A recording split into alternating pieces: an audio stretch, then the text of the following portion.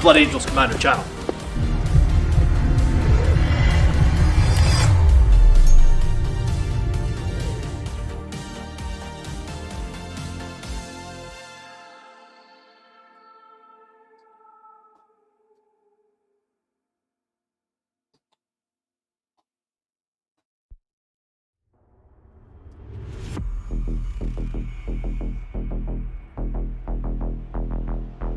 Hello, good evening, folks.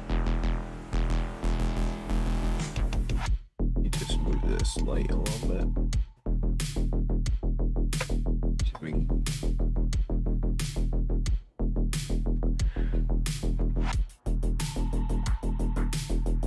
We're good. Brazil, good evening. Mike, Jimmy, Michael Banks. Nice. I am going to be doing some hobbying tonight. It's a bit earlier than normal. I'm really tired today. I don't know why. In fact, my whole household was tired earlier. Everybody was falling asleep on the couch. So I'm alive a little bit earlier than I'm going to normally be. I'm probably going to log off a little bit earlier as well. So, but good evening. Good evening. I'm working on these 7 Death Company I made a couple of weeks back. I'm going to be including them in my list again. I'm just going to run the same list this week that I ran last week. I'm going to keep Astrath, you'll be happy to know, Rezio. And I don't think you've been overly harsh. Everybody has their own opinions on 40k, how they like to play. I guess I like to play with a Psyker that has a couple of denies. And yeah, I'm probably quite stubborn, to be honest. Hey, Stephen's heading out to a wedding tonight. Well, have a good time, Stephen. Make sure you have plenty of drinks. That's usually what we do here in Scotland at weddings. But yeah, so I'm probably just stubborn with the way I play, so don't worry about it at all, dude. It's not like I said in the last stream, it's not like I'm winning grand tournaments, so take whatever I do with a pinch of salt.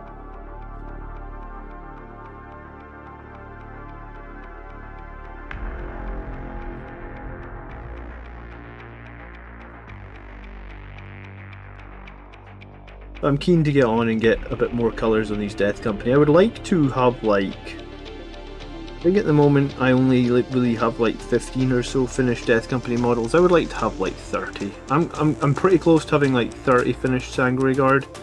So I'd like to have sort of the same number of finished Death Company models. And then hopefully, with all the weapon options and stuff I have, I'll never have to paint more Death Company again. Until we get like, I guess...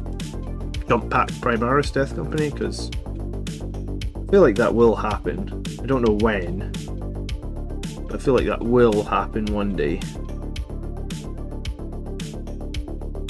It'll be difficult for them to introduce that. Hello Ultra Squid, hello Drysu, good evening everybody. Hope you had a good Saturday. I had a great Saturday, really. Took the kids out for a walk this morning and then came home and watched the Arsenal game, and Arsenal pumped Tottenham. So it was a really weak red card.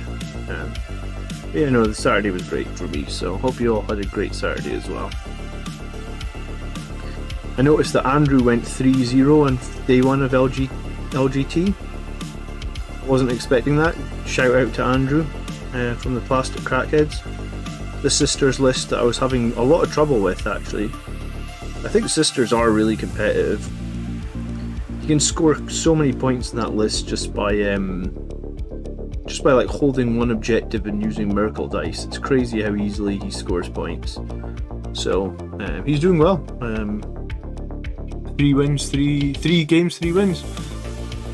Michael says thoughts on a Blood Angels list with an Impulsor, 5-Blade Guard and a Judasar Apothecary. Trying to use the stuff I own. I mean, it's fine. I've got an Impulsor, Michael, and I've also run it with the exact same idea, like 5-Blade Guard inside it. Blade Guard lost a lot of their strength, I guess, when Armour of Contempt came out. Like...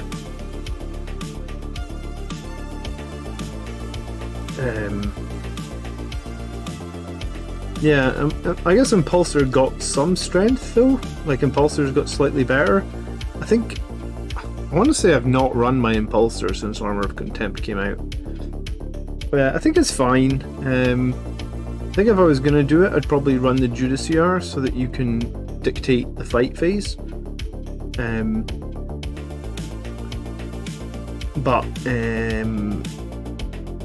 Yeah, the Blade Guard fell off pretty hard, and then it was like everybody started taking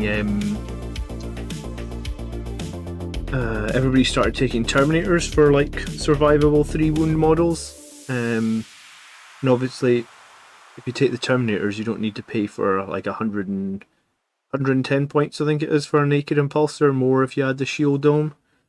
So I guess that's why a lot of people shied away from the Blade Guard. I mean, it's not terrible. Blade Guard get more damage than Sanguinary Guard, right? Because they have the same, they basically get the same weapons, the same swords, but your Sergeant's got an extra attack. They also have more leadership. I'd run them in a squad of 5, like you kind of said there anyway, so that you can do transhuman if you want. But yeah, I think just delivering the Blade Guard is very tricky, and I think that's probably why a lot of people have edged away from it.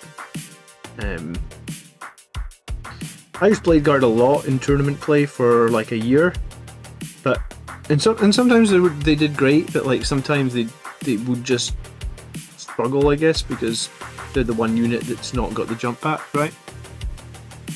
Stephen says I have 20 Sanguinary Guard, 20 Vanguard Veterans, 20 Death Company, all magnetized, thank goodness. I'm not quite as organised as that. I think I have like maybe 17 Vanguard Veterans, and some of them are magnetized. And then with the Sanguinary Guard I've got like 30, and I want to say half are magnetized, and with the Death Company I've got like 30, and very, very, very few are magnetized. So going forward though, if they do release like Primaris Death Company or Primaris Sanguinary Guard, I think 100% I'll buy magnets and make sure that they're all magnetized, because they do keep changing what weapons are best sort of every 6 to 12 months, don't they? Which is, it's hard to keep. Well, I wouldn't say it's hard to keep up, it's just frustrating if you've built your squad and then it's like, oh shit, these weapons are just much better.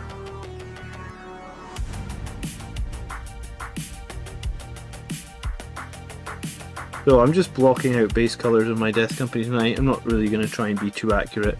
I'm definitely going to need multiple coats, like especially when you're putting what paint is this I'm using? Yeah, especially when you're putting a Shatty Bone over black, you're definitely going to need at least 2 coats, right? Good evening, Danny. Greeting, fellow angel. Robert's in the house as well. I did consider an impulsor with Death Company. Like, I did think that could be possible, like Primaris Death Company, because they're quite cheap. But yeah, my experience with impulsors is like I tried to run them a few times and they never seemed survivable for the amount of points that they were costing me, right? They would always typically be blown up in like 1 turn if the enemy really focused on them. Even if you put the shield on them. So I guess that's probably what puts me off impulsors. Like, I don't really know how to run them effectively. Good evening, Steel Rain. Maybe I already said that. Like I said before the stream start, or just as the stream started tonight. I'm really tired today. I don't know why. So I may repeat myself. There's a big tournament going on these days at Bremen. Lots of top players. Seems like Demons and Nids are strong in the top table for the first 4 games. Any advice for a new Blood Angels player against Demons and Nids? I mean, Nids have just been strong for this whole edition, dude. Ever since they had their codex, they have a lot of damage, they have a lot of mortal wounds, they have a lot of units that are good in combat, and they have equally units that are good at psychic and shooting. I think Nids are just like really a top tier army. If you don't have any experience playing against them, we do a podcast every couple of weeks, and this week's episode on the podcast was about fighting against Nids. If you just search YouTube for 3 Grots podcast, you'll find it.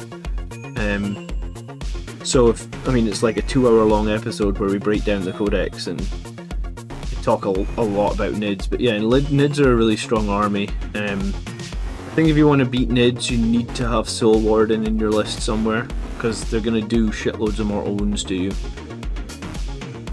And I mean, a Psyker also really helps against them because they're going to have Psychic, which is also going to do mortal wounds. So being able to maybe deny a power or two is also going to help. I beat Nids recently at a tournament. If you want to see like the break, and that was a very meta top level Nids list that I beat. If you want to see how I did that, search Masterclass, search YouTube for Blood Angels Commander Masterclass, because it was the tournament that I came third in. I beat like a really meta Nids list, and I mean, I played the map really well, and I knew what I was playing the night before, so I spent a little bit of time like prepping, but at the same time, like, I think I maybe had like a few lucky rolls, and I mean, maybe Blood Angels need a few lucky rolls into Nids at the moment. I would expect that, like, for the foreseeable future, Nids they're just a top tier army list. There's not much else you can say about it. Like, their units are all really strong, and even with the points drops they got, the points increases they got, like in the last balance slate or the last points update, last chapter approved, I still think they're a strong list.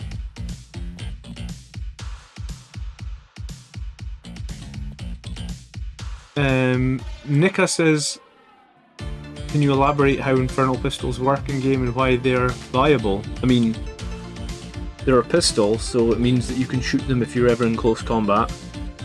They work well with Blood Angels because most of our guys move like 12 inches, or most of the guys that would carry Infernal pistols move 12 inches. They're cheaper than Melta-Guns. They do the same sort of damage, so you put some Infernal pistols in your jump units, you jump forward, you hit the enemy with really high damage pistols.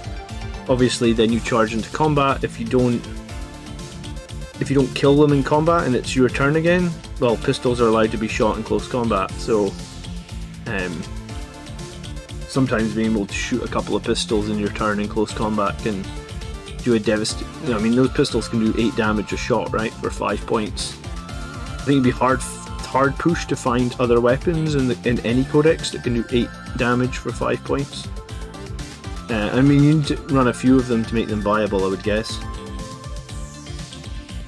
They are... I mean, Infernal pistols are a decent option for Blood Angels. Hello Lunda, good evening. The cool thing about Templar Impulsors is they come with a built-in shield dome. I mean, Black Templars are just one of the strongest Marine factions. There's not... The Vows... I forget what the Vow's called that gives the whole army like the mini transhuman and the 5-up invulnerable save, but yeah. Black Templars... In some ways, Black Templars are why, like, not Impulsors... Redemptor Dreadnoughts got put up in cost because they were doing so well for Black Templars, right? I would caution that Marine Psychers are not an advantage against Nids. I mean, they are and they aren't, right? Like, the Nid player, when I played against him in that event, he took Psychic Interrogation and then I denied it twice. So I mean, like, that was 6 easy victory points that I denied from him, so I guess, like I said, they are... Situationally they can be amazing, but also situationally they can do nothing.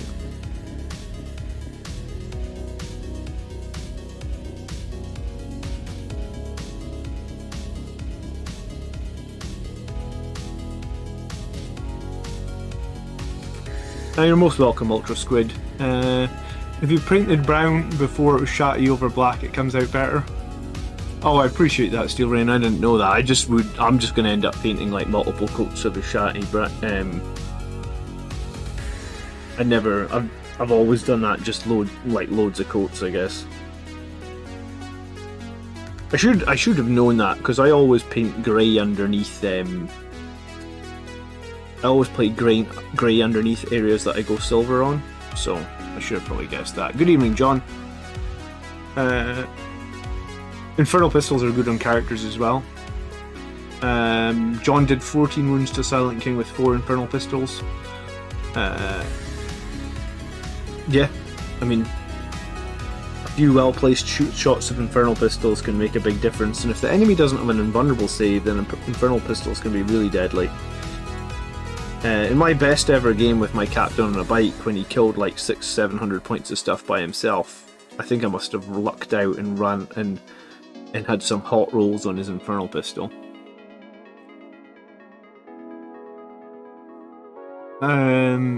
Nicola says the channel is an inspiration. Oh, that's very kind, dude. Thank you.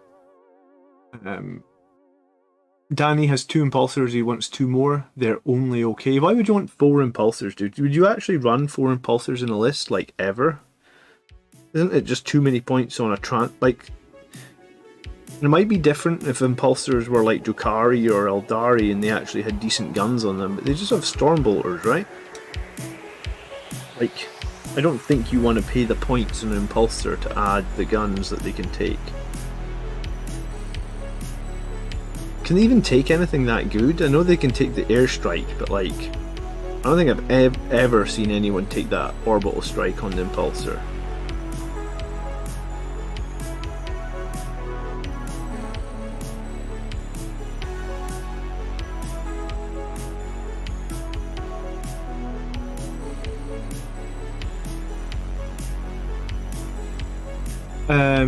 Alexander's asking how you'd equip a second squad of Death Company. If you've already got the squad with hammers, then I would highly advise, and this is what I'm running, is, well, I did a video a few weeks back on Death Company, like working out like how effective they are in different situations, and it turns out that like a 10-man Death Company now, because they got points drop, right? A 10-man Death Company with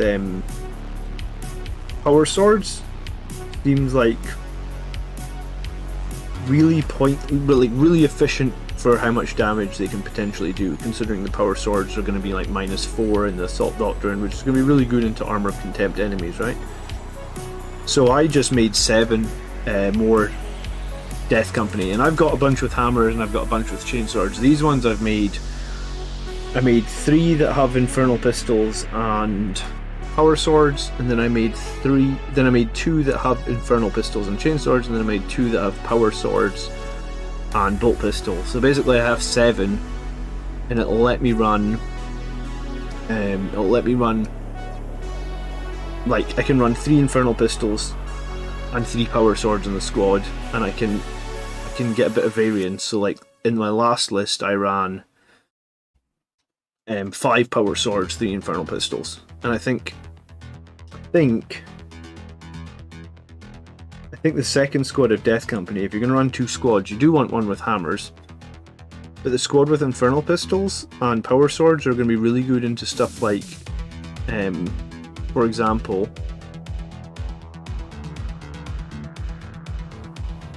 oh, hold on, my daughter isn't in her bed, I'm hearing something in the other room, I'm going to be right back.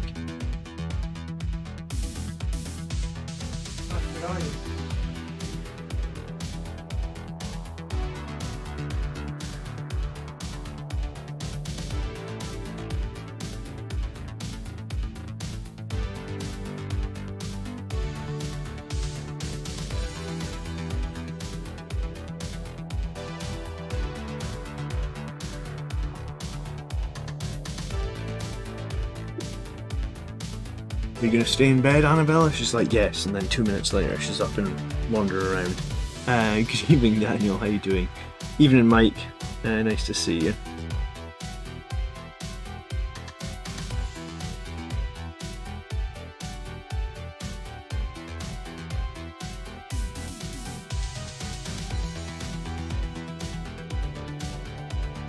So yeah, I'm in my list that I played this week. I ran 1 squad with 3 hammers, 2 Infernal Pistols, and then ran the other squad with 5 power swords, 3 Infernal Pistols. And I think I do like the 4 hammer squad. Don't get me wrong. I've run it before, and I've run it multiple times in like tournaments and in events, and the 4 hammer Death Company squad is really strong until you run into someone that's got transports and their whole army's in transports. And then you've got a bit of a problem.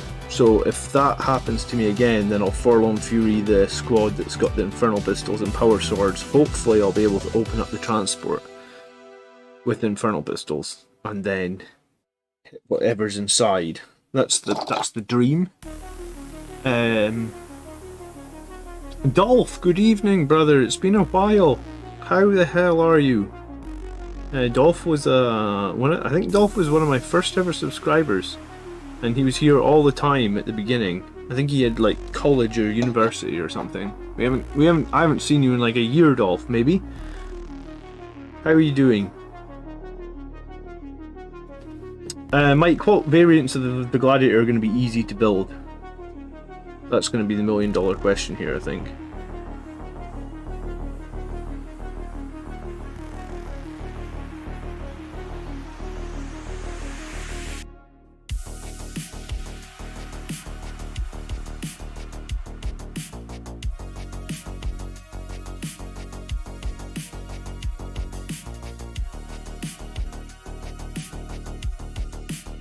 When you play against a big psyker list, I am more looking to turn off their buffs and mortals with 2 denies rather than expect myself to roll that many powers. I mean, that's true.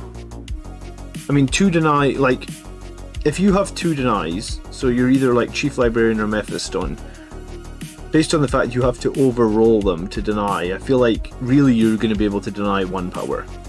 So although you have 2 denies, you're only really going to deny 1 power. And obviously you're going to have to be within 24 inches as well to have a chance of doing that, right?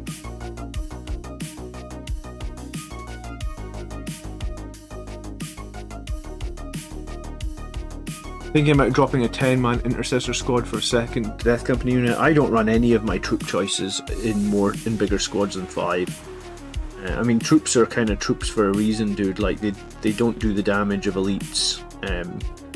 Yes, they have OBSEC, but like, I really think Blood Angels, right now, you probably should be running Rites of War, right? It's arguably like Rites of War and Soul Warden, to me, are the 2 strongest Warlord traits that we can take. So if you're running Rites of War, you can probably just run 3 5-man troop choices, and then Rites of War is going to give you all the OBSEC you ever need. Is this a Metal Death Company model? Yeah, a bunch of these guys are actually the really old Metal Death Company, which makes them a bit of a nightmare to paint. But yeah, this shoulder pad, for example, this is a crazy old Death Company shoulder pad. I had one on one of these other guys as well, like this one. This is also a crazy old Death Company shoulder pad. They don't look anything like that now. So yeah, I've got some old Metal Death Company. They've been sat in their drawer for like 20 years probably at this point, so the fact that they're finally getting a coat of paint, they probably thought they were going to go their entire life without getting painted, so it's finally happening. Are we meant to get a points update soon? We're meant to get like a balance slate, I think. Like, if it had been 3 months exactly, it should have been last week, but I guess they were concentrating on getting the Votan balance slate out, right? So, who knows? And, well, nice to see you, Dolph. Thanks for tuning in. It has been way too long since we've seen you on the chat, seen you hanging out. Daisu says, Rites of War, who needs troops? I think you still want some troops. Like, I still think a battalion is strong. Just because I think by building the battalion you get this sort of decent levels of CP anyway. So, you know, the basic 3 troop choices you get with a battalion I think is probably still the right way to go.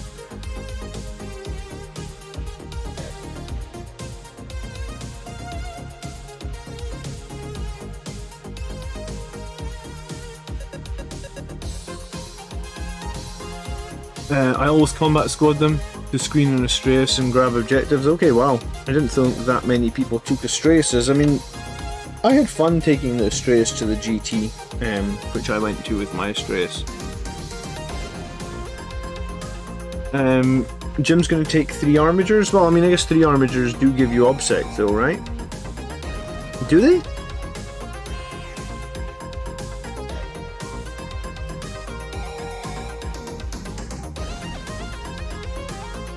if you take a night detachment of armigers with Blood Angels, are they actually OBSEC? Like, where is that a thing?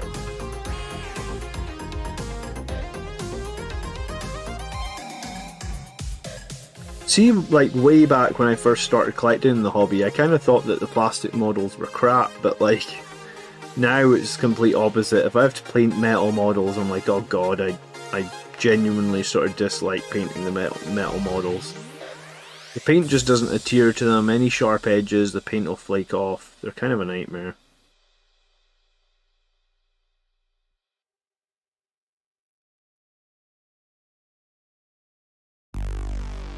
I got a bunch of super old metal Terminators. They keep OBSEC and they count as 5 models. Well, then, I mean, that's pretty cool, right? You have to be wary that stuff like, for Relentless Assault, the Armigers can't score any Relentless Assault points, right? Because they need to actually be Blood Angels units. But I mean, maybe you're not planning on doing that with Armigers. Just something to be aware of, I guess.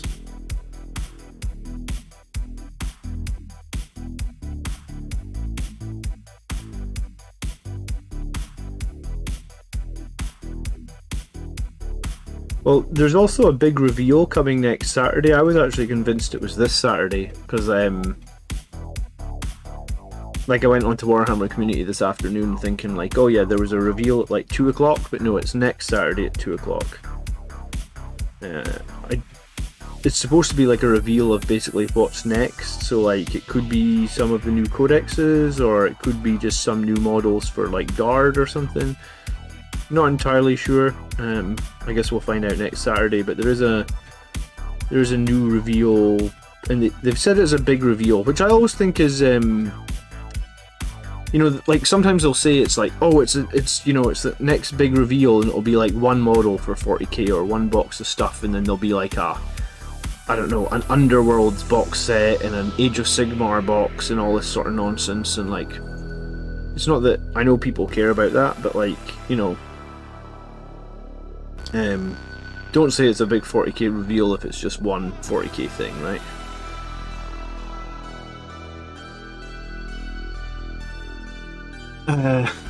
People have a lot of shock on their face when they play against the Strayus. My experience was the Strayus was fine, but I thought it would be more survivable than it was, or maybe Harlequins just do a stupid amount of damage. Maybe that's what it was, because the Harlequin Pelayer was able to tear the Strayus up like so fast.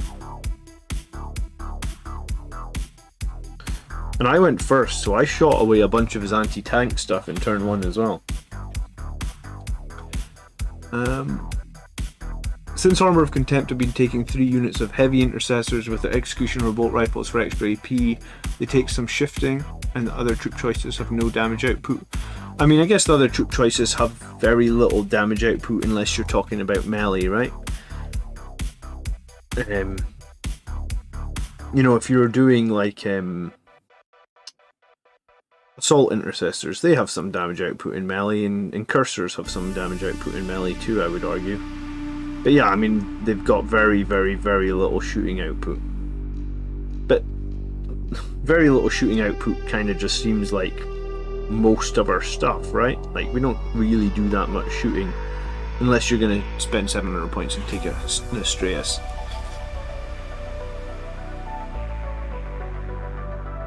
Imperial Guard World Leaders and new Space Marines. When you say new Space Marines, my problem with people saying that, like, hey, there's going to be a new Space Marine Codex, like, what about Ultramarines? What about White Scars? What about Raven Guard? What about all the other Salamanders? All the factions that haven't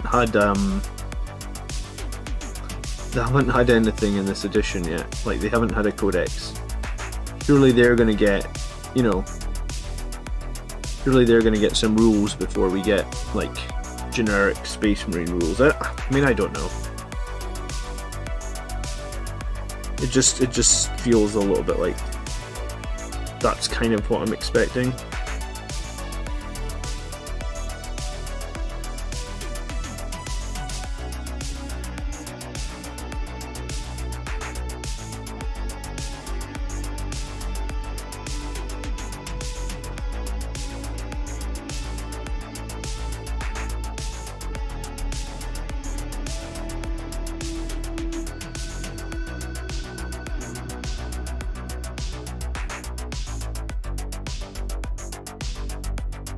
Danny says, what's everybody working on? Good question, Danny. Good evening, DTM. Robert says he's 90% sure 9th edition was one giant playtest. We have had a lot of imbalances in 9. I guess that would probably be a nice way of putting it, right?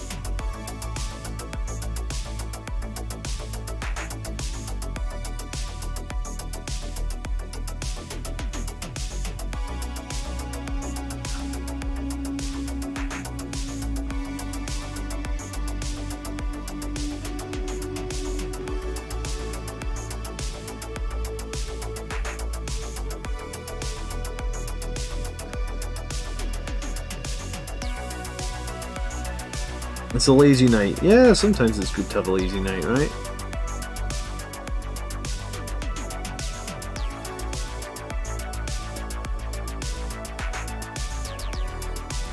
Phil L is painting an assault squad. Mike is painting my gladiator for me, so while I'm painting here, I also have a gladiator getting painted at the same time. So thanks, Mike.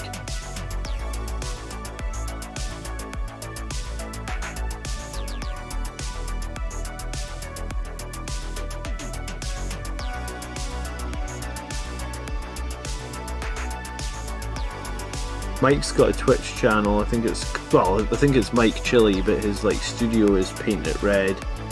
If anyone wants to, at the end of tonight's stream, if anyone's watching on Twitch and you're still streaming, Mike, I'll do a raid on your channel. But like, I don't get that many people watching me on Twitch. Most of my people watch me on YouTube.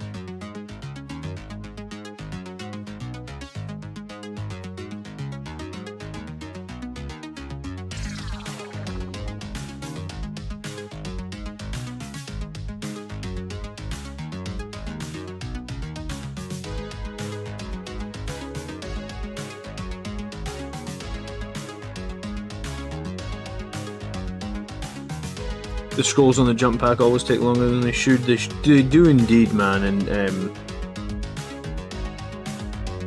I feel like the little bits that are like sort of adjacent to the middle there, like they're a nightmare. Like well, I'm making mistakes like crazy as I'm doing them, but yeah, I'm gonna have to go back and tidy it all up. This guy's also really annoying because his sword is like obscuring his chest, and he's got like a scroll thing across his chest.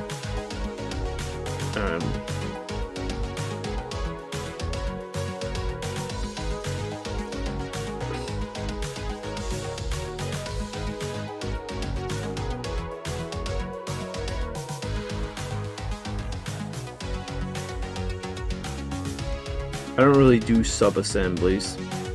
The few times I've tried, I've always ended up making like such a mess when I attempt to glue them together, so for me it just doesn't make sense to do sub-assemblies, I guess.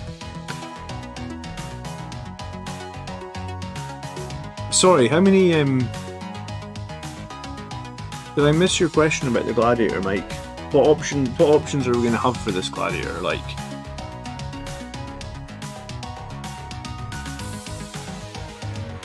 Do I think Blade Guard are still viable?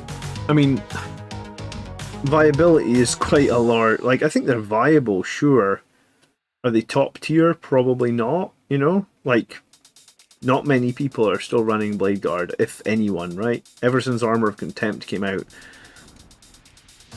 units that didn't benefit from Armor of Contempt kind of all of a sudden just started getting ignored, and Blade Guard really were one of those few units that, you know, there was a debate before Armor of Contempt came out where it was like, are Terminators better than Blade Guard? And I think probably most people thought that Blade Guard were better because they moved slightly further. And then Armor of Contempt came out and basically gave Terminators like an extra level of survivability over it. Oh, and I guess Blade Guard could transhuman. Then Armor of Contempt came out, and I think Terminators, you know, people just thought like, oh, it's definitely Terminators. What could you use? Alex is painting Death Company out. What could you use to run as an Inquisitor? A generic Inquisitor? Well, just what you mean, like, I don't know, just run. You could probably use a model of like a Psyker to run as an Inquisitor. Most of them are Psykers anyway, right? Games Workshop do have like an Inquisitor, like in a generic one on sale this year. You'd probably be able to... Got them right here. Probably be able to find them on eBay, or... This is the one that they released this year, just a generic Inquisitor with basically a power sword. I keep meaning to make him and film a video on him, but I've just been busy with, like, trying to keep up with my army, I guess. Oh god, my daughter's up again, hold on. She slept during the afternoon, which was a dumb idea of mine. I should have woken her up.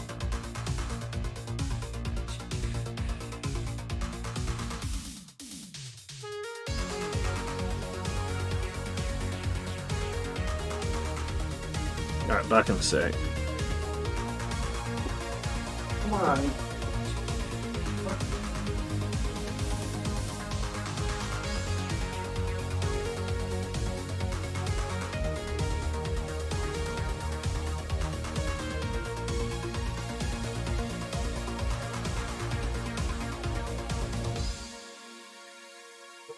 It again or I'll be angry.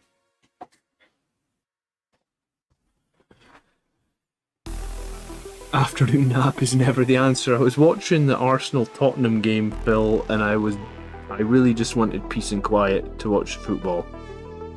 But you're right, I should have never let her nap, but at the time I really wanted to watch football, so it seemed like a good idea.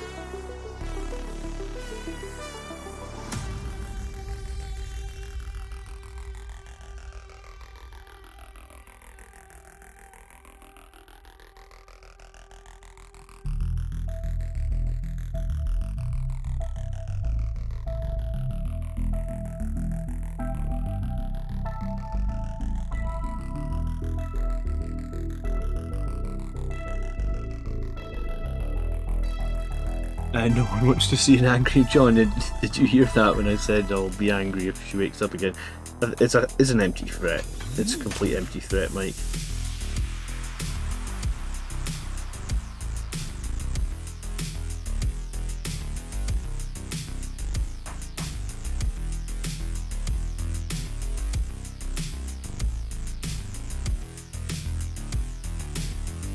Any good hints on what important stratagems, except Angel's Sacrifice?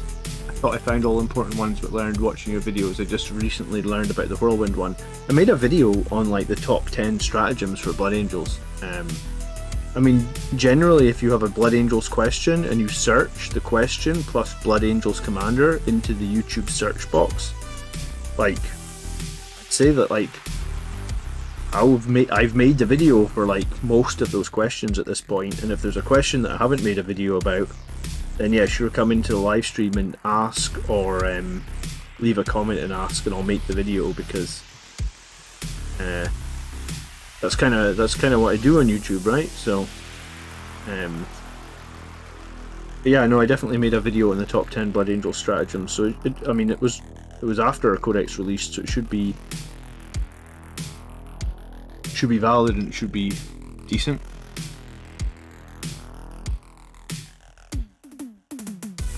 Renziel recommends Courtiers, but I don't think any Inquisitors are super effective. Courtiers is like, how many points these days, Renziel? Is it 90? That's why I kind of like the generic one, because I think the generic one is only 65 points if you give him the power sword. So if you just wanted him to be like, let's say you just want the generic one, and you were just gonna screen him and psychically interrogate every turn. It's 65 points, that sounds okay. You know, like, I might run a squad of Voidsmen at Arms at 50 points to try and do like Nachman data. Well, 65 points to do psychic interrogation doesn't sound bad either, right?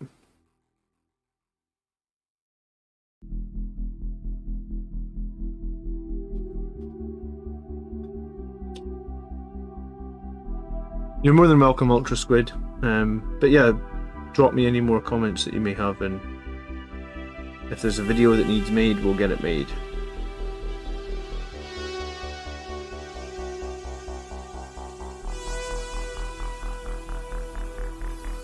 Is it this? It's the stratagem ability that you're talking about that's super good, right?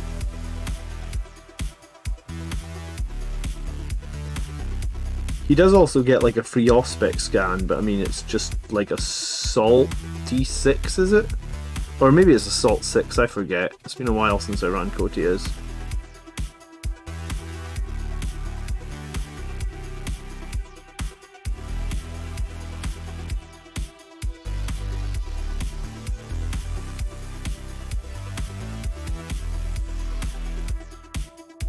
Blood Angels Battles just got his first squad of Sangre Guard. Congrats, dude. Magnetize them if you can. Trust me, it's going to save you so much headache later, and also it's going to save you painting a boatload of Sangre Guard later. You're not magnetizing them right now. Swords are the best option for the melee weapon, but it does seem to be every 6 months the best melee weapon changes back and forth between swords and axes.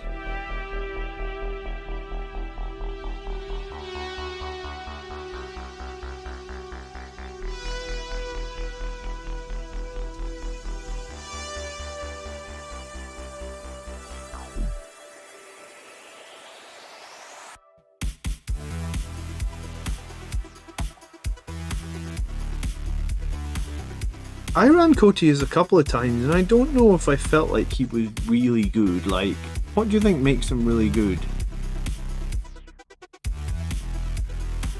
Drysu finished as Smash Captain, now 6 Eliminators to paint and I'll have 2k painted in a week. Drysu, it takes me a year to paint 2k, so how dare you paint 2k in a week? But congrats, well done.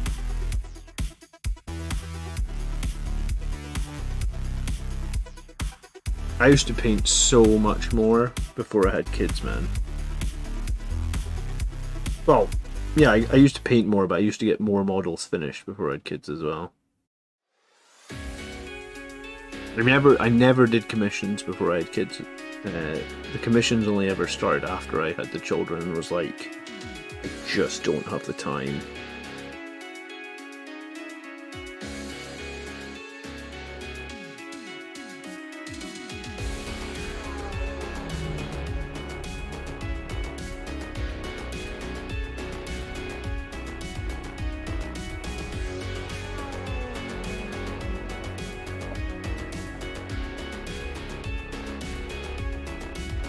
Phil says from his experience, Inquisitors are never worth it.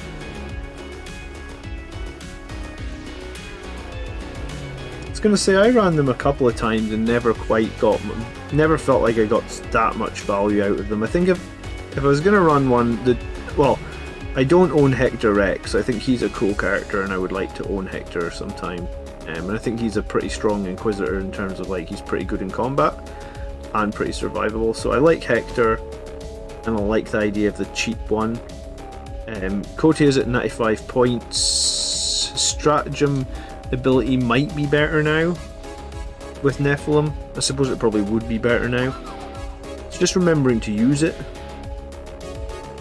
and knowing when to use it correctly, I guess. I haven't played Courtiers enough to one, remember to use it all the time, and two, to use it correctly, I guess.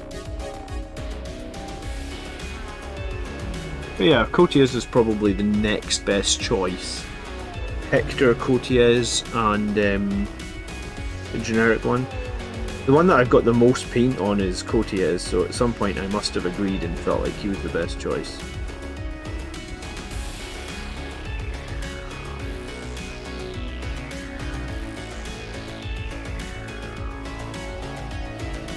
Evening, Big Grim, how you doing? Are you surprised that Andrew actually went to day one of LGT without a loss? Has this surprised you as much as this surprised me, Big Grim? Excuse me.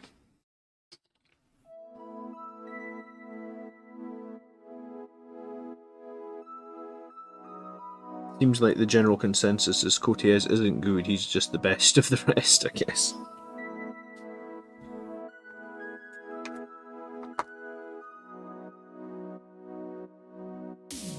Hector's in Terminator armor though, right? He's got the most wounds. I think Hector could be fun. I think for 100 points he's an interesting character. You often don't see Psychers with invulnerable saves. And like I said, Hector's in Terminator armor, plus he's got like an innate mortal wound shrug as well. Frankly, you're amazed, Big Grim. You're lucky he's not watching the stream tonight, or he's going to be flaming you.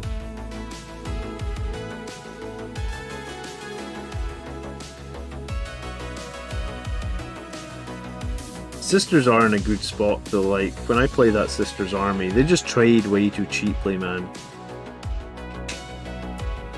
The fact that like 110 point squad observe them can pretty much kill any unit Marine players put on the table is ridiculous. And there's not really a counter to them either, because if he's got like a 6 on his Merkel dice, it's like he almost can't fail the charge, right?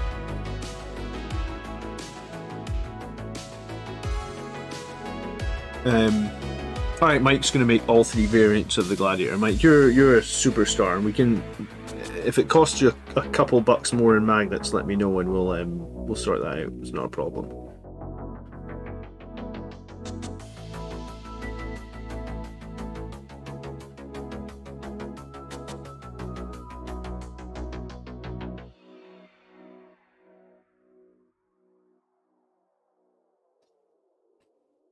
I always find painting the belts on Marines like one of the most satisfying parts of painting Marine models. I don't know what it is. Maybe it's just because it's like a circle. Anyone else feel like that, or am I just strange?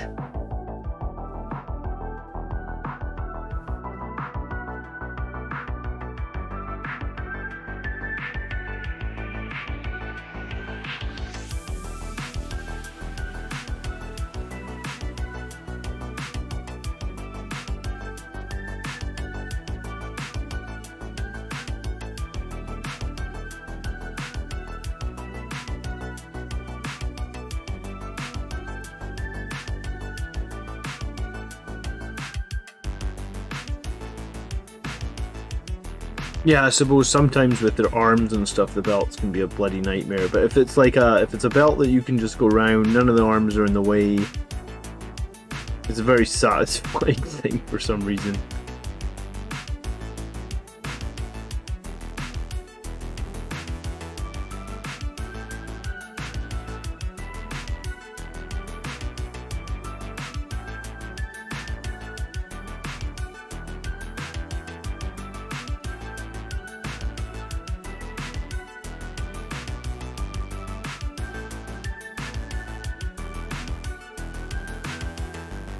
Jimmy says your background music is boss. It's all from Streambeats, Jimmy. If you Google Streambeats, and it's all the Synthweave collections.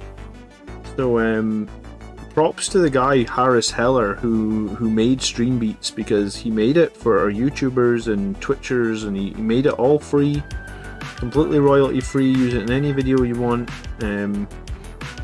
I love the synthwave stuff, man, which is really strange because see well, even now, like if I'm going to listen to music, I always listen to, I wouldn't say I listen to metal, I would say I listen to quote unquote hard rock.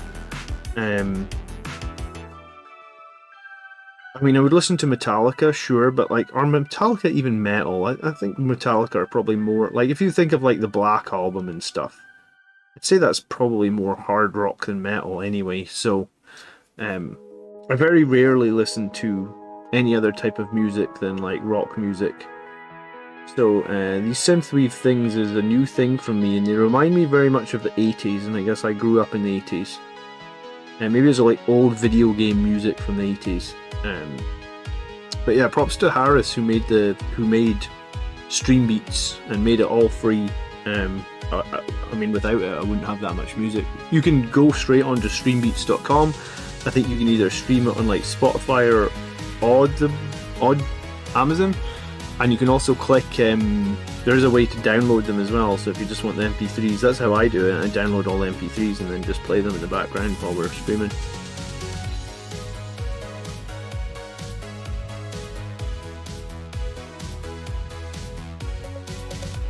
Wildling just saw Steve Vai last night at the Fox in the Riverside. I don't know where Fox in the Riverside is, but I guess it's a large world, small world. Metallica are still barely metal with the Black Album. Yeah, I mean, I think since probably the Black Album, well, I mean, especially Load and Reload, they're not really metal at all, are they? Death Magnetic, I guess, was probably metal. What was the new one called? Hardwired to Self-Destruct. I guess that was probably metal. But yeah, if I'm listening to music, I'm usually listening to rock music.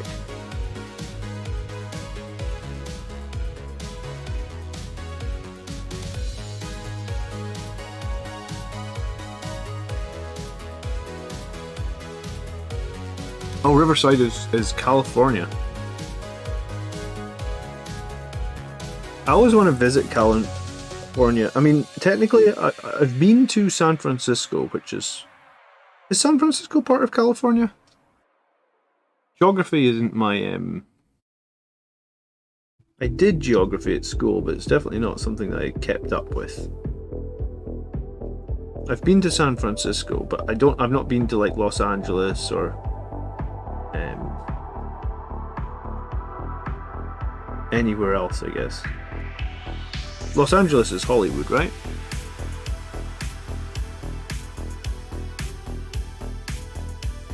San Francisco is California. California is overrated. Go to Hawaii. I've never been to Hawaii. I've been to Orlando a bunch of times.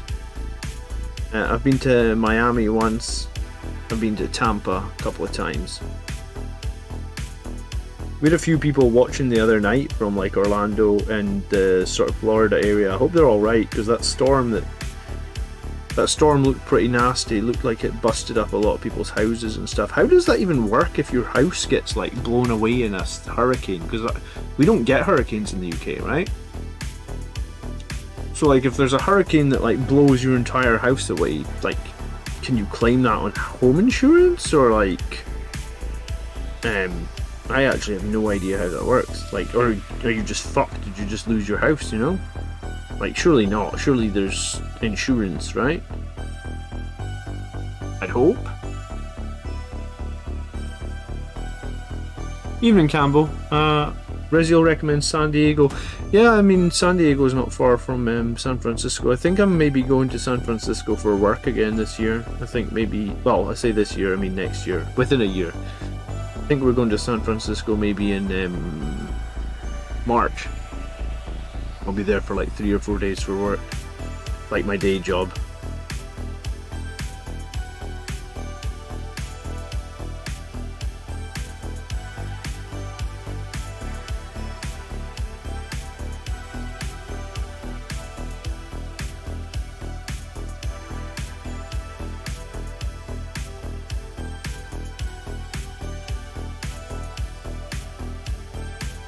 San Diego is the best city in the world. What makes it the best city in the world?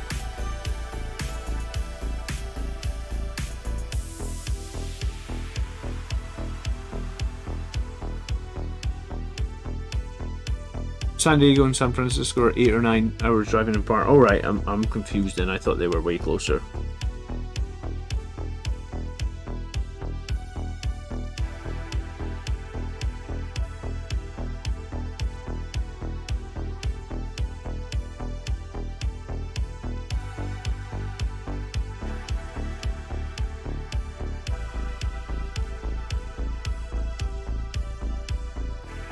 The insurance would cover your house getting blown away. Well, thank God, because that seems... The insurance company must bloody hate that, but yeah, it's good to know that... What a nightmare that must be.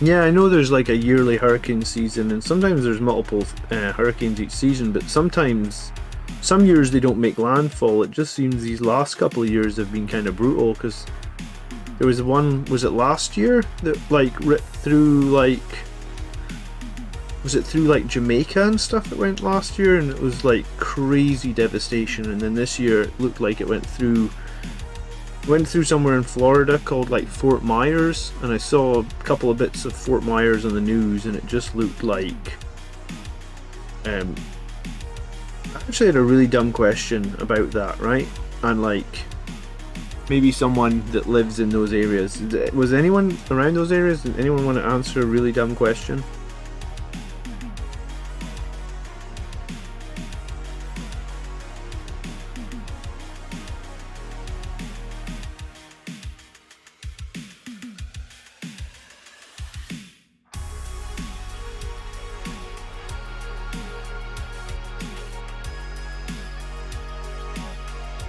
Depending on your insurance, you can make a claim. What you want to do is get overlap insurance, get flood and hurricane insurance, and you even go as far as to get active God insurance. We don't really have stuff like that over here. Usually, yeah, we just don't. I think you can get flood insurance, but I mean, we don't really get flooded either.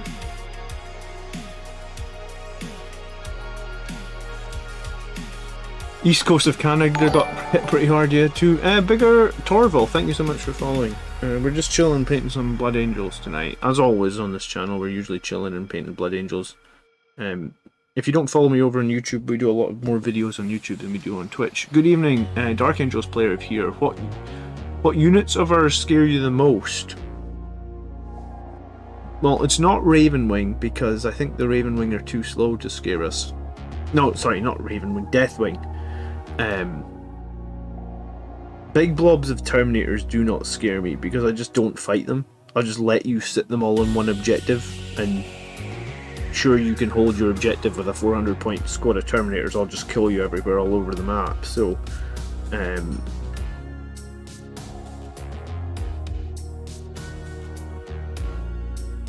what scares me most for Dark Angels? Probably like the speeders and stuff, right? Because they get the invulnerable save if you move them a certain amount of distance.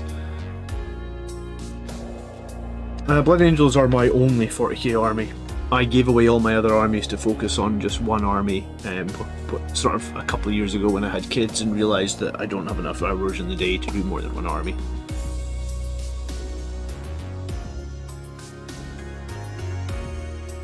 Knucking Futz is going to make 45 Death Company. What are you doing with 45 Death Company, dude? You can't even... Can you... I was going to say, could you run like a battalion and a patrol and include all of them in a list? Like, why do you need 45? I feel like I've got like 30, maybe even 35, and I feel like it's just a bit silly how many I have, so what are you doing with 45? Well, I mean, I guess, yeah, we do get some flooding in the UK, but I guess in Scotland, we're quite hilly, and we generally don't get flooded in the area I live in, Scotland, anyway. Bigger Torval is a one-man army. What's your army, Bigger Torval? Mike says Blood Angels are the best to do anyway.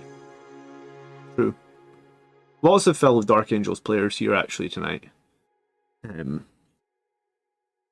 I have a copy of our old codex. You remember when it was called Angels of Death, and the Dark Angels and the Blood Angels shared a single codex? Good times. That's going back a few years, right?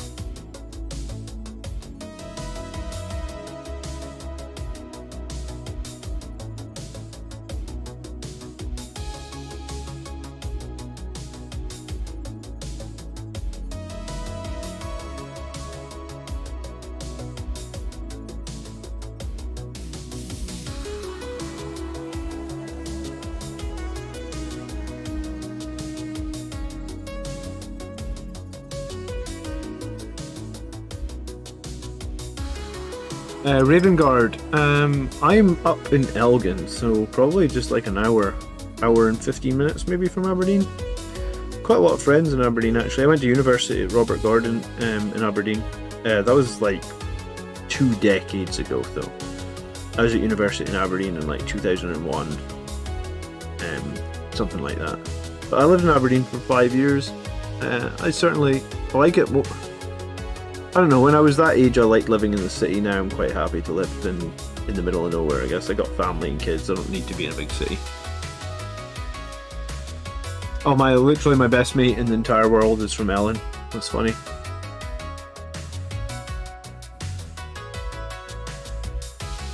So I know Ellen quite well.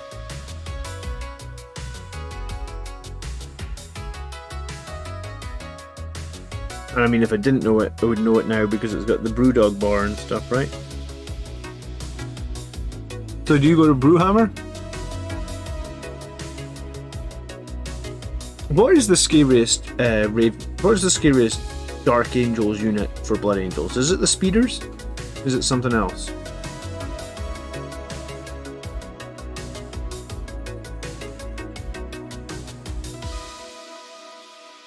Do I spend any time in the Central Belt? My brother and sister both live in Glasgow, Campbell, which is...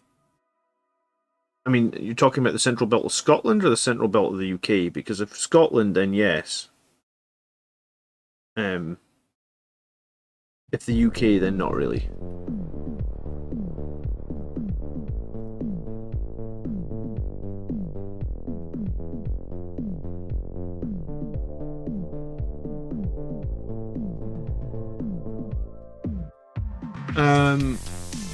One unit of Death Spring is strong. I would say the Dark Talons, Landspeeder, Vengeance, and Talon Master. Oh yeah, the Talon Master. That's that Landspeeder with the ballistic skill of 2 or something, right? God, it's been a while since I fought Dark Angels.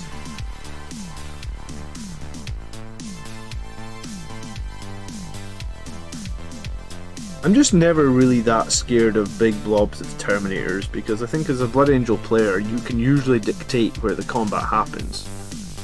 So if the enemy has a big squad of Terminators, you'll be able to dictate when you fight them, and usually if you can dictate when and where you fight, then you can usually win the fight, right?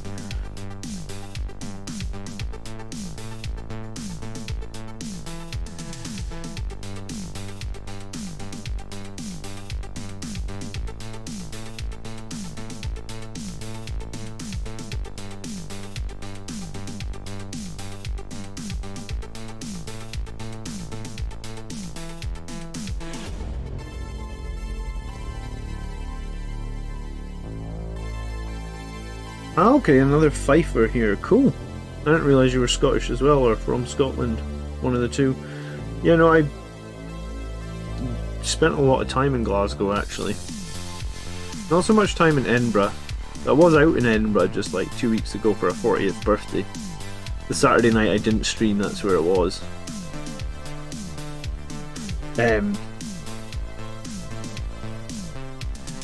But yeah, no, I used to spend quite a lot of time in Glasgow. Everything kind of changed with the pandemic though, right? Like, I haven't seen as many places, or haven't been as many places because of the damn pandemic. I know that's all kind of ended now, but like, maybe just going to those sort of areas has slowed down a bit. Like, it's not something that's front and center of your mind anymore, whereas maybe it was before, I guess.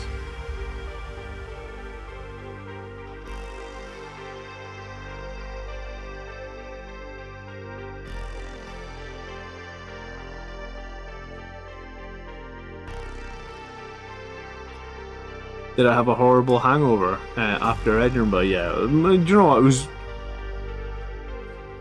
Considering how much I drunk, it was probably actually not that bad. Because I want to say I had like 20 drinks, which is crazy. Like, I mean, I'm on my way to being drunk after like 4 or 5 drinks, so the fact that I was even still standing after 20 drinks is crazy. Alcohol is weird like that. Some nights you can just go and drink and drink and drink and you're fine. Other nights you can drink like 4 drinks and you're on the floor, right? Good evening, Mr. Spartan. How are you?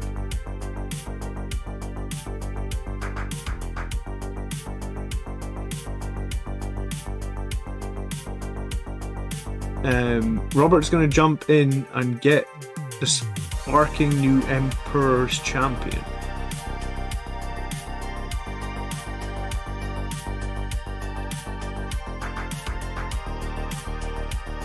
Jimmy went to Govan once.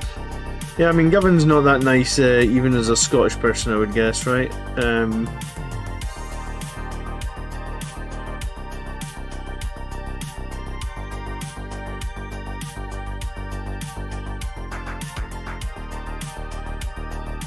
You gotta watch yourself. In some parts of Glasgow, it can be a bit rough, that's for sure.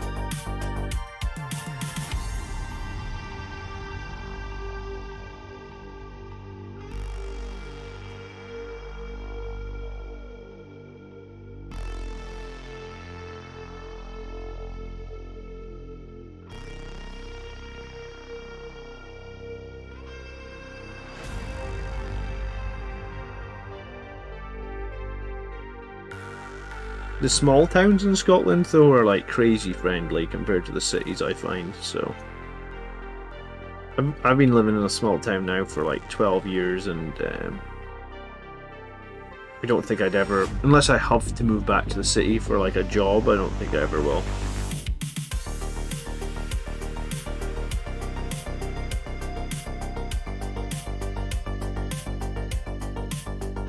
How long would it take me to visit Lagavul? And I believe Lagavulin is like quite far on the west coast, right?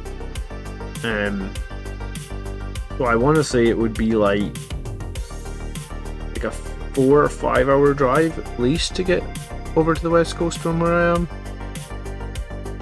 So it wouldn't be quick.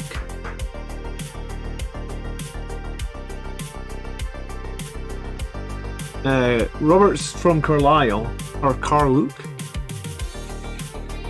A small, just a small train journey to Glasgow. It's actually surprising how, like, Carlisle's like 100 miles from Glasgow, right? Maybe not 100, maybe like 70, 80 or something. But you're made to believe like Glasgow is really near England, and it's like, I don't know, you're made to think it's like 20 minutes in the car, whereas it's actually like an hour and a half. It's on Islay. Yeah, I believe it's on Islay. So you need to go.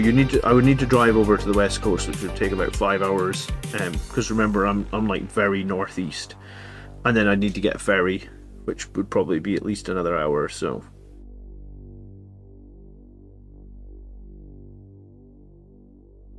I have a few friends that have visited. Actually, is Islay north? I think it's west coast.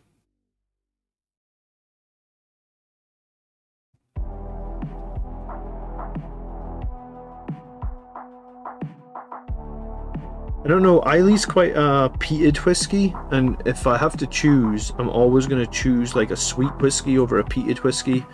I smoked cigarettes for like 15 years, so whenever I drink like really smoky whiskey, it just kind of reminds me of cigarettes a little bit too much.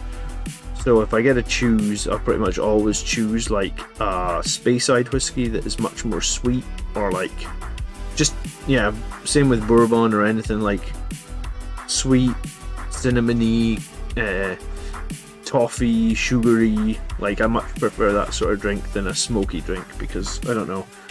I mean, if you smoke cigarettes long enough and then you quit them, you get to a point where you just hate cigarettes, kind of.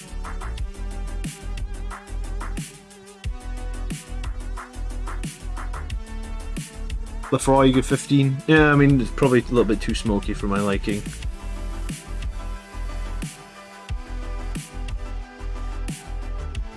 But, I mean, the best whiskey is the whiskey that you choose to drink, right? Like, everybody's whiskey tastes are subjective, right? If Lafroig is your favourite, then don't let anyone else tell you otherwise, because, you know, it's subjective.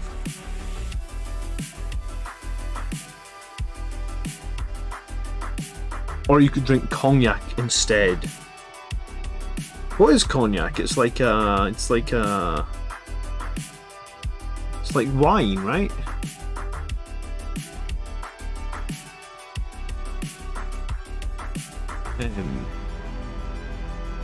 Are you asking what I think the best whiskey is, or are you just asking what the best whiskey in general is? I mean, it would have to be what I think. Oh, it's the type of brandy? Oh, that makes sense, yeah. I don't mind brandy. Like, we usually put brandy in like Christmas cakes and stuff like that. I just don't know if I've ever... So what's the difference between cognac and brandy? Is it just aged more, or is it a bit mature, more flavour? I've seen people drink cognac, but I don't think it's something I've literally ever had.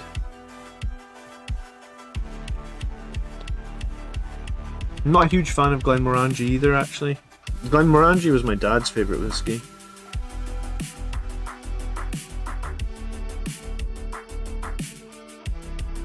My favourite at the moment is one that's actually really close to where we live, which is the Balvenie. Apparently the Balvenie has the best whiskey tour in Scotland, but I went onto their website to look at it and it was like $50, so that'd be like $75 for a whiskey tour, but apparently they like let you taste like a lot of like really expensive whiskey on it. But still, $50 for a whiskey tour. Most of the distilleries you go to, a tour is like $5 to maybe 10. So the fact that this one was 50, I was like, wow, sounds like a pretty serious whiskey tour, right?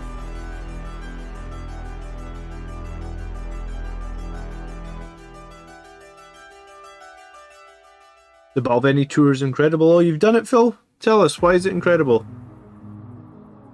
I've heard it's the best tour in Scotland, but I've never done it.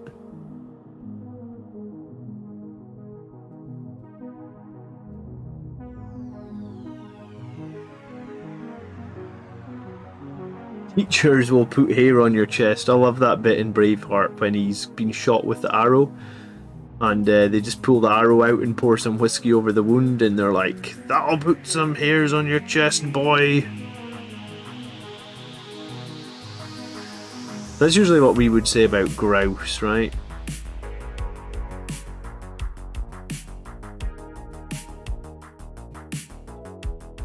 Damn it, now I want a drink. Yeah, I mean, maybe I'm going to need a nightcap and I'm going to head to bed soonish. I'm going to be painting for maybe 10 more minutes because, like I said, I'm pretty tired tonight. We do have the Army List show coming up tomorrow, so that'll be the sort of normal time of 9:30, and we'll probably have like 4 or 5 Army Lists to go over tomorrow night.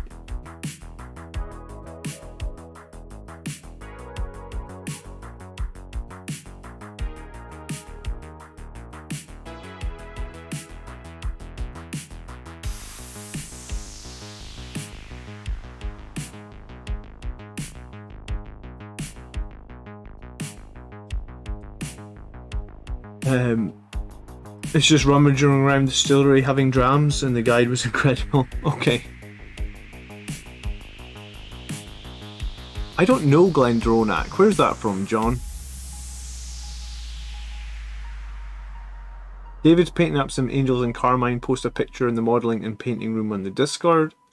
Two Scoops has visited Scotland once to hike the West Highland Way. The small towns and people were wonderful. I've heard good things about the West Highland Way. If you ever want to come back, Two Scoops, on the right side of Scotland you have the Speyside Way,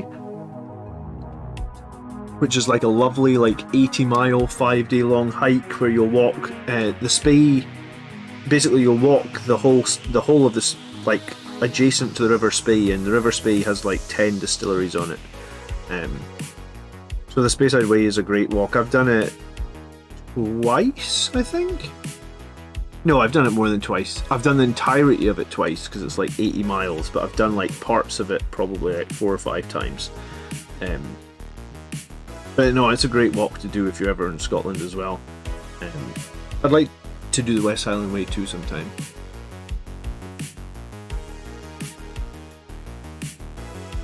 We need a collaborative live stream with whoever. I mean, we can do a whiskey live stream at Christmas. Last New Year actually was brutal on the channel. I got way too drunk. James has done a fair bit of work on his chaplain this evening. Looking forward to finishing him up. Well done, James. It's always nice to finish up models, isn't it? There is so many whiskies in the Highlands that it would probably be hard to know them all. The way that I normally do it is like, because I don't, as much as I like to talk about whiskey, I actually don't drink I don't even know if I drink once a month. I probably drink like, let's say on average, I'd say I drink on average once every 2 months, and let's say like the first 2 months I have a single, like I'll have a beer, and then the second time, like 2 months later, I'll go kind of hard and I'll drink like 20 drinks. So yeah, since having kids, like I probably only drink once every 2 months, and one of the times it's just like I'll have a beer or I'll have a whiskey at the end of the night. So the way I do it is I buy literally just one bottle of whiskey every year or something like that, and then sort of milk it throughout the year. So I'll buy something more expensive each time than I would normally buy, but I know I don't mind paying a bit more, because it's like, right, this bottle's going to last 6 months, 12 months, because I'm really not going to drink that often.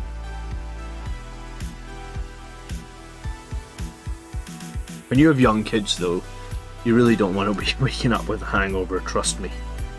It's like the worst if the kids want to do stuff and you just feel like you just want to be swallowed up by the ground because your head's killing you, you know?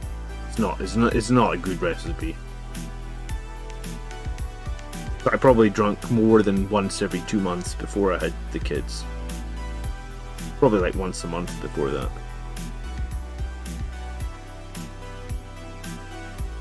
I think I'm abnormal though, because if you ever go to the doctors over here, they say to you like, how many units do you drink a week? And I'm like, well, I'd go for like 8 weeks where I wouldn't drink any units, but then I might have a blowout where I'll drink like 20 units in a night, you know? So it's like, that's never an option. And if you told them that you drink 20 units in a night, they castrate you. They look at you like you're scum. Like, how dare you drink 20 units in a night? It's like, yeah, but I haven't drunk anything in like 8 weeks, and like, they don't care. Treat yourself to Glendronach Parliament. Is that the name of the whiskey? Well, Alexander says you can get natural disaster cover. Well, I'm glad to hear that there's some sort of cover, because that looked horrific, how much damage some people had taken to their homes in this hurricane. Like, some people's homes were just gone, man. Just a pile of wood where their home used to be. Like, fuck that, you know. Not even if you get your home back on insurance, that's still horrific. Just like everything that you own in the entire world is just in a pile of wood.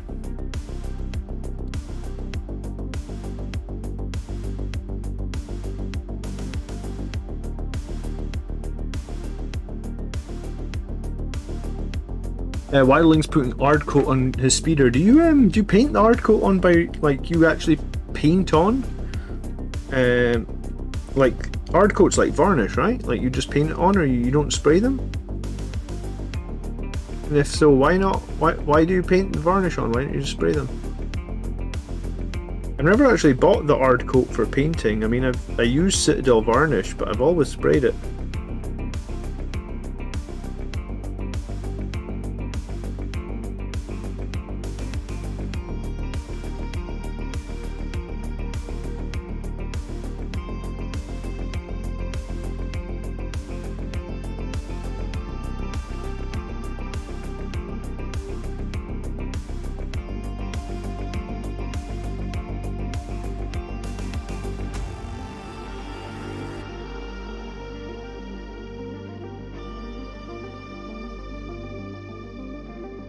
Ryan's assembling Astaroth, his first 2K tournament in a long time. Well, good luck, Ryan.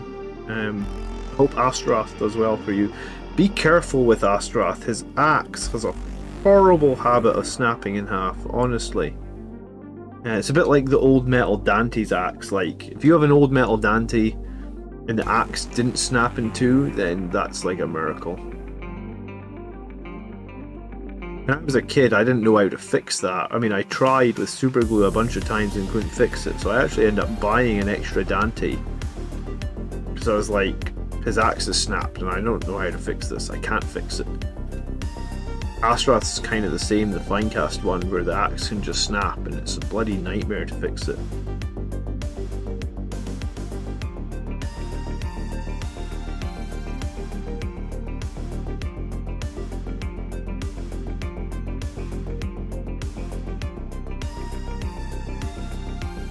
It's too hot for sprays right now, I suppose, yeah. I never thought of that. Yeah, sometimes in Scotland it can be hard to find because we get a lot of rain and stuff, so it can be hard to find a day with the right humidity for spraying. It doesn't help that Americans tend to build wooden houses in many places, cheaper to build and rebuild, I guess. Having a stone house destroyed is a bigger job to fix. Yeah,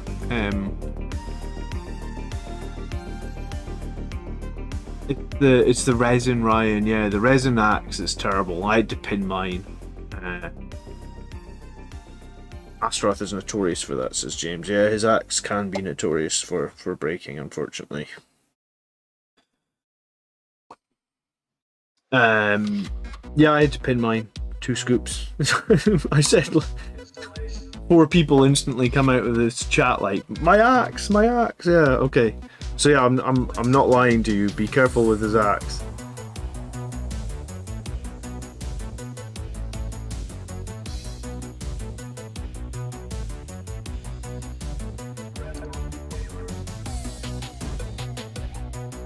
Mine broke years ago, so mine's been pinned for years, and pinning it will fix it. It's just a bit delicate, I guess.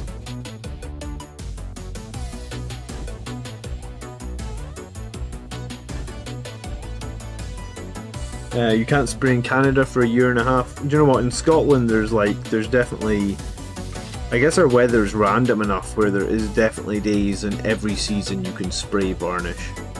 You just have to keep an eye on the humidity and like look at the weather forecast a few weeks in advance or whatnot. So I guess maybe we're just lucky here in Scotland that our weather is all over the place.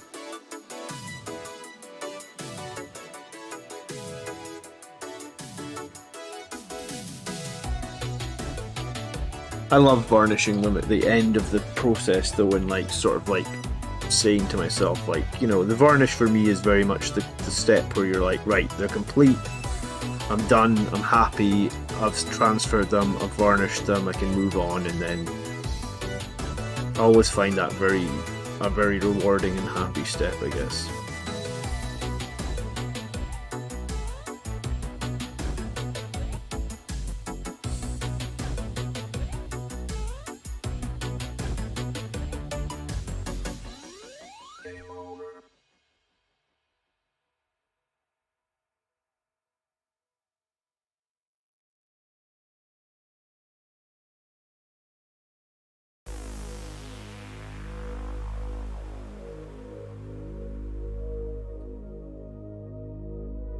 We really need those Finecast models updated. I think some of those old Finecast characters will be discontinued and we'll get Primaris versions of them.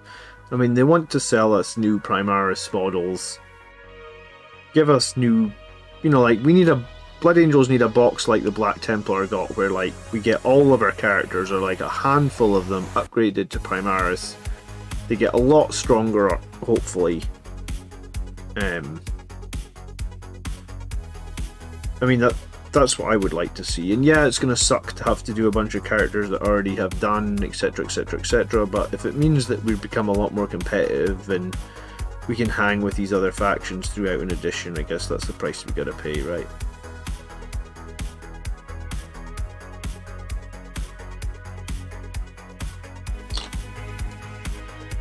Curious what varnish you use. Just the Citadel one, the munition, I think it's called munition.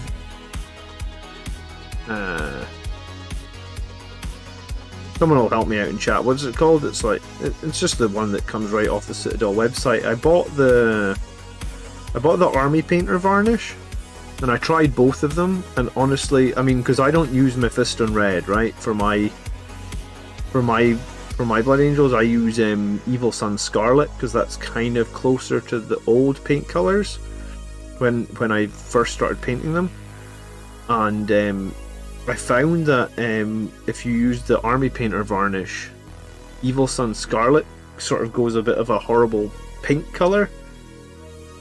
So the Citadel one didn't seem to have the same problem, so I've been using the Citadel one. I think it's just called, like, someone's going to say it. Yeah, Munitarium varnish. Yeah, just the standard Citadel one. I quite like it. I've been using it for a while now. I think my advice with varnish would be, though, regardless of what I recommend or what other people recommend, is you almost need to make yourself a test model, right? Yeah, I think you need you probably need 2 test models, and then you probably need to go outside and varnish both of them and make sure you sort of know which was which, and then let it fully dry and decide which varnish you like best, because you know, every slightly different colour scheme, I suppose, will have a slightly different end product from the varnish. So the last thing you want to do is spend all this time on this colour scheme and then varnish them, and then they don't look as good, or as they don't look how you wanted them to look, right? Like, that would be a bit of a nightmare. So that's how I did it anyway. So I bought the Army Painter varnish and the Citadel varnish, and I think I just went back to a couple of old tactical marines that I had that I was very unlikely to be playing with, and just sprayed both of them.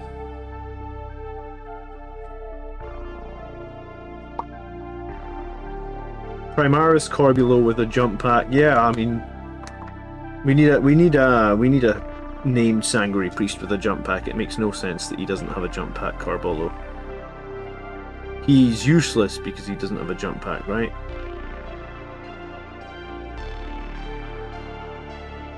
Or maybe useless is a step too far, but like we really need, if he's going to be our named apothecary and Games Workshop ever want to see him in like competitive play, then I believe he does need a jump pack.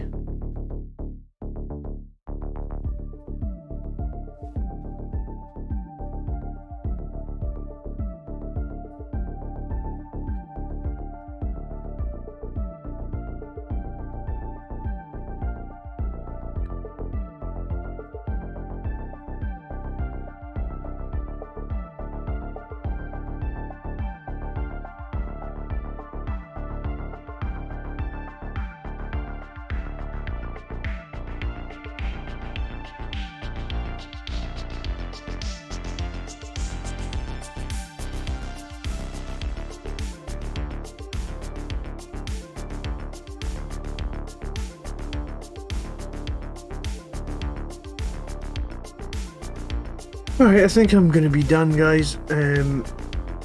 I'll be back tomorrow night to talk about army lists. I hope some of you guys will join us then. Thanks for the chat tonight, especially to talk about the whiskey. I always like talking about whiskey, whether or not I'm drinking it or not, I guess.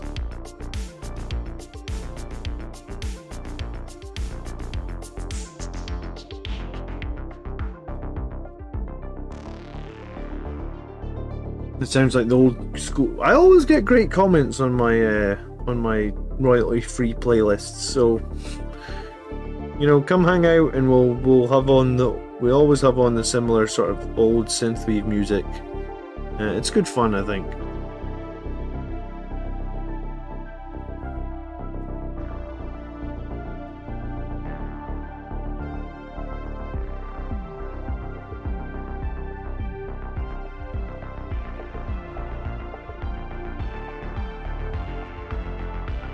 Making a little bit of progress on this Death Company. It's slow going.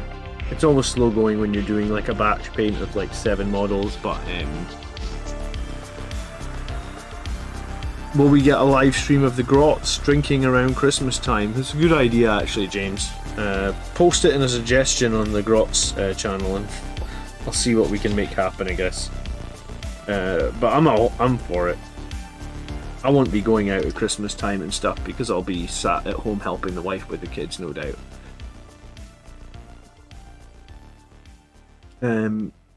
Is the Landspeeder Storm a pain to assemble? I imagine it would be with the 5 scouts that sort of live on top of it, right? But I don't actually own a Storm. Imagine it would be pulp. Alright guys, enjoy the rest of your evening. Thank you to the people that were hanging out, and we'll catch you tomorrow 9:30, so about an hour earlier than now. Yeah, about an hour earlier than now, and we'll go over army lists tomorrow night. Alright.